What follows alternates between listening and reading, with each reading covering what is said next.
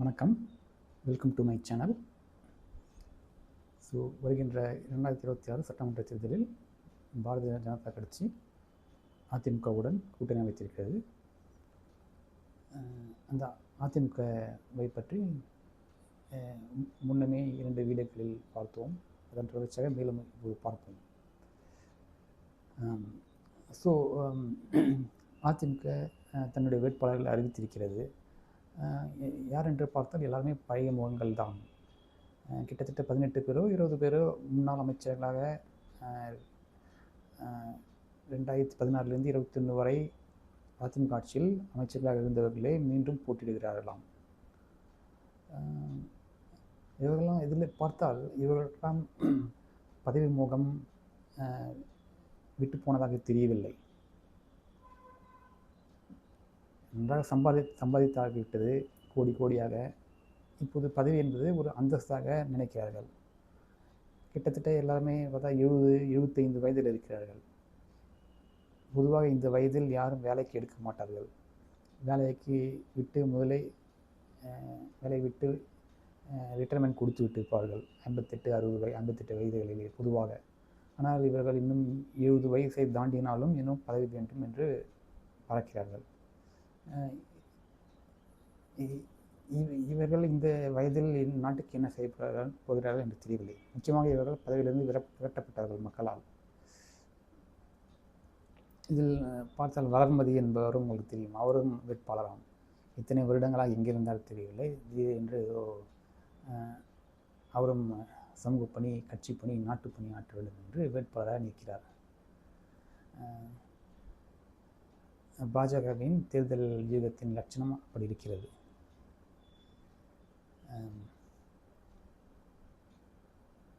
அடுத்து இந்த அதிமுகவின் நம்பகத்தன்மையை பற்றி பார்த்தோமானால்,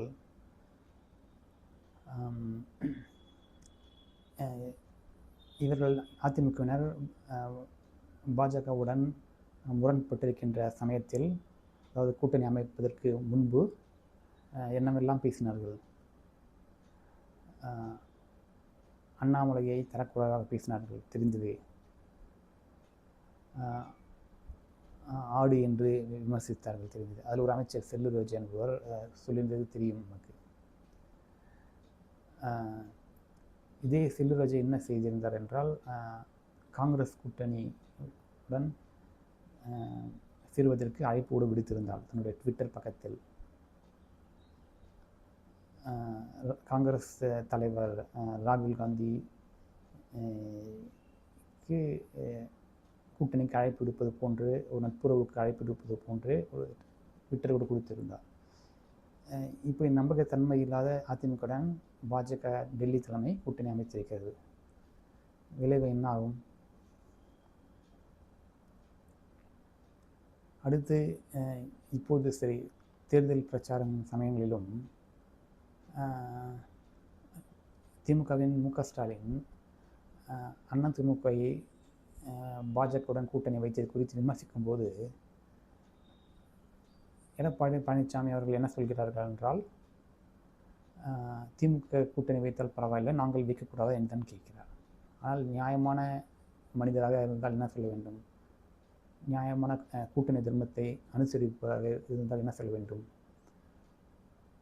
பாஜக மதவாத கட்சி இல்லை அப்படி என்று வெளிப்படையாக தைரியமாக சொல்ல வேண்டும். அதை விட்டுவிட்டு நீ கூட்டணி வைத்தாயே, நான் வைத்தால் என்ன தவறு என்பது ஒரு பலவீனத்தை காட்டுகிறது. பாஜகவிடம் நம்பிக்கை உடையதாக தெரியவில்லை அதிமுகவிற்கு. மீண்டும் இதே கேள்விதான் டெல்லி பாஜக தலைமைக்கு. இப்படிப்பட்டவர்களும் ஏன் கூட்டணி வைக்க வேண்டும்?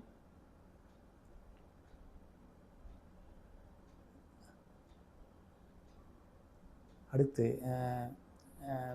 மத்திய பிஜேபி அரசை கடந்த 5 ஆண்டு காலமாக திமுக அரசு, தமிழக திமுக கூட்டணி கட்சிகள் ஒன்றிய அரசு என்று மட்டம் தட்டி கொண்டு வந்தன, எல்லாருக்கும் தெரியும். இந்த பிஜேபி இந்த ஏடிஎம்கே என்ன செய்தது என்றால், இப்போது பிஜேபியுடன் உறவை முடித்து கொண்டதோ சில ஆண்டுகளுக்கு முன்பு, தானும்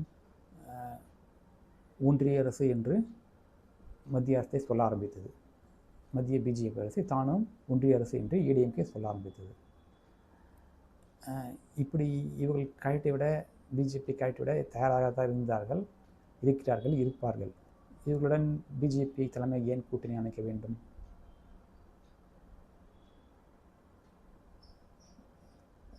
அது தவிர எனக்கு தெரிந்தவரையில் ஏடிஎம்கேவும் டிஎம்கேவினரும் வெளிப்படையாக பேசிக் கொண்டிருந்தார்கள். நாம் தான் மாற்றி மாற்றி ஆட்சிக்கு வர வேண்டும், நாம் இருவரும் தான் இரு கட்சிகளும் தான் மாறி ஆட்சிக்கு வர வேண்டும், தப்பி தவறி கூட பிஜேபி ஆட்சிக்கு வரக்கூடாது என்று வெளிப்படையாக பேசினார்கள். அப்படிப்பட்டவர்களும் பிஜேபி தமிழகத்தில் தேர்தல் கூட்டணியை வைத்துள்ளது.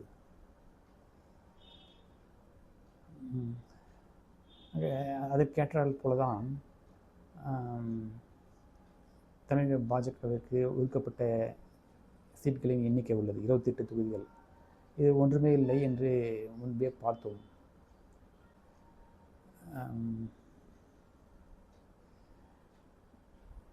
என்னவென்றால் உழைப்பு எல்லாம் பிஜேபி கட்சியினுடையது, அதன் பலன் எல்லாம் தமக்கு என்பது அதிமுக தலைவர்களின், அதிமுகவின் எடப்பாடி பழனிசாமியின் எண்ணம். இப்போது அதிமுகவுக்கு கிடைக்கக்கூடிய வாக்கு சதவீதத்தை பற்றி ஒரு பாயிண்ட் சொல்ல வேண்டும்.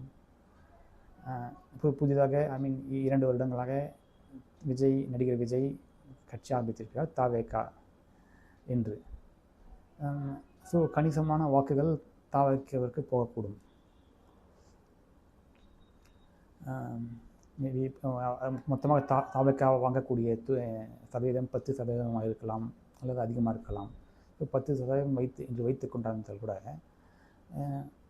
அதிமுகவின் வாக்குகளை எந்தளவு பிரிப்பார் என்று கேள்வி எழுகிறது.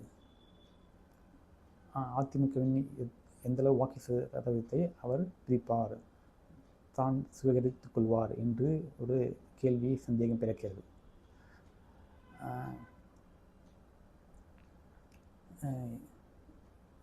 நான் முதலில் விஜயின் தாவேகா கட்சியை கொஞ்சம் குறைத்துத்தான் மதிப்பிட்டேன். ஏனென்றால் அவர் கொள்கை, அவர் அரசியல் நோக்கம் என்பதெல்லாம் சந்தேகமாகவே இருக்கிறது. ஆனால் சிலரிடம் விசாரித்ததில் இள வயதினர் அவருக்கு ஓட்டு போடுவதாக படுகிறது. முதல் முறை ஓட்டு போடுபவர்கள், அவருடைய ரசிகர்கள், இன்னும் கணிசமான எண்ணிக்கையில் அவருக்கு ஓட்டு செல்ல வாய்ப்பு இருக்கிறது. அவர் செல்லும் இடங்களெல்லாம் கூட்டமும் சேர்கிறது. அந்த கூட்டத்தை பார்த்தால் வெறும் வேடிக்கை பார்க்க வந்த கூட்டம் மாதிரி மட்டும் இல்லை, கொஞ்சம் உற்சாகமும் இருக்கிறது. இள வயதினருக்கே உரிய உற்சாகம், அது ஓட்டாகவும் மாற வாய்ப்புள்ளது. ஸோ ஒரு 10% ஓட்டு அவர் வாங்கிறார் என்றாலே கணிசமான அதிமுகவின் ஓட்டு வங்கியை அவர் பிரிக்கக்கூடும். ஏனென்றால் அதிமுக தலைமை ஒன்றும் அந்தளவு கவர்ச்சிகரமான தலைவர்கள் யாரும் இல்லை. கவர்ச்சிகரமான என்றது அரசியல் பார்வையில் ஒரு பவர்ஃபுல்லான லீடர் என்று கூட சொல்லலாம்.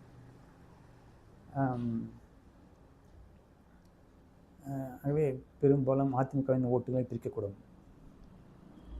அப்படி என்றால் அதிமுகவுக்கு கான்ஸ்டண்ட்டாக அல்லது சகஜமாக இருக்கிற வாக்கு வங்கியை விட இப்போ குறைவாகத்தான் இருக்கிறது என்று தெரிய வருகிறது. ஆகவே டெல்லி பிஜேபி தமிழ்நாட்டு அதிமுகவுக்கு இவ்வளவு தொகுதிகளை, அதாவது 125 தொகுதிகளை, 180, 185 தொகுதிகளை தாரை வார்த்து கொடுக்க வேண்டிய அவசியமே இல்லை.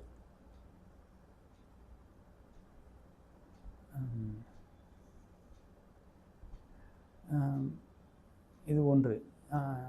ப்ளஸ் இன்னொரு தெரிந்த உண்மைதான், அதிமுக 2ஆம் தலைவர்கள் இப்போது இருக்கிற எடப்பாடி பழனிசாமி அவர் கூட்டாளிகள் பலர் ஊழல் வழக்குகளில் பெயர் பெற்றவர்கள் தான், அவர்கள் என்றும் கை சுத்தமானவர்கள் இல்லை.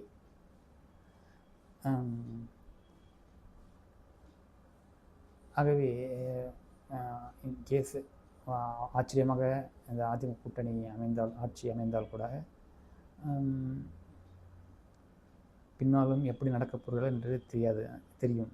ஐ மீன், அவர் கதைப்படி இந்த கைவிடவர்கள் அதே தான் தொடர்வார்கள்.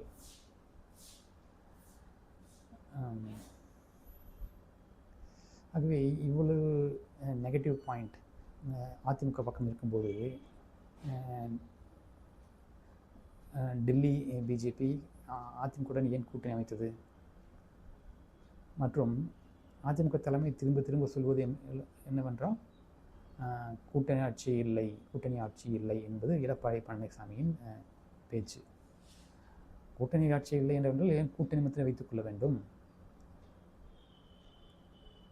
அந்தளவு தன் மீது சொந்த பலத்தின் மீது நம்பிக்கை இருந்தால் ஏன் கூட்டணிக்கு அமைக்க வேண்டும்?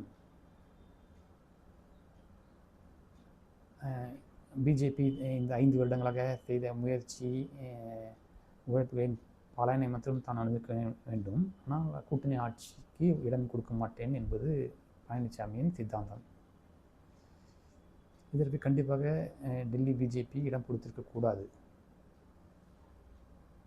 அதுவும் வெறும் 28 தொகுதிகள் போட்டியிட்டது பெரும் அரசியல் தவறான கணக்காக தெரிகிறது. இதெல்லாம் தமிழ்நாட்டில் உள்ள பிஜேபி எதிர்க்கட்சிகளிடம் ஒரு பெரிய குஷியையும் சந்தோஷத்தையும் ஆர்வத்தையும் ஏற்படுத்தியிருக்கும் என்பது நிதர்சனம். ஏனென்றால் திரும்பவும் பிஜேபி ஆள வேண்டும் என்றால் 5 வருடங்கள் காத்திருக்க வேண்டும். அது மட்டும் இல்லாமல் இந்த தேர்தல் கூட்டணி கணக்கு பிஜேபி வாக்காளர்களுக்கு, கட்சியினருக்கு, இந்துத்துவா சித்தாந்தம் உடையவர்களுக்கு, எண்ணமுடைய மக்களுக்கு ஒரு சோர்வை ஏற்படுத்தியிருக்கிறது, ஒரு நம்பிக்கையின்மையை ஏற்படுத்தியிருக்கிறது என்று தான் சொல்ல வேண்டும். ஸோ அது ஒரு பக்கம் இருக்கிற தெரிந்ததே பலரும் அண்ணாமலை வரக்கூடாது என்று சதி செய்திருக்கிறார்கள் என்பதும் ஒரு முக்கியமான பின்புலமாக உள்ளது.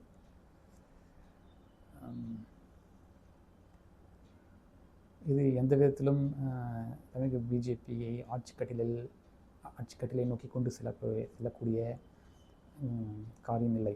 அவ்வளவுதான் சுருக்கமாக அல்லது விரிவாக சொல்ல வேண்டும் என்றால். இந்த தலைப்பில் மேலும் நம் கருத்துக்களை அடுத்த வீடியோவில் பார்ப்போம். அடுத்த வீடியோக்களை தொடருமாறு கேட்டுக்கொள்கிறேன். நன்றி.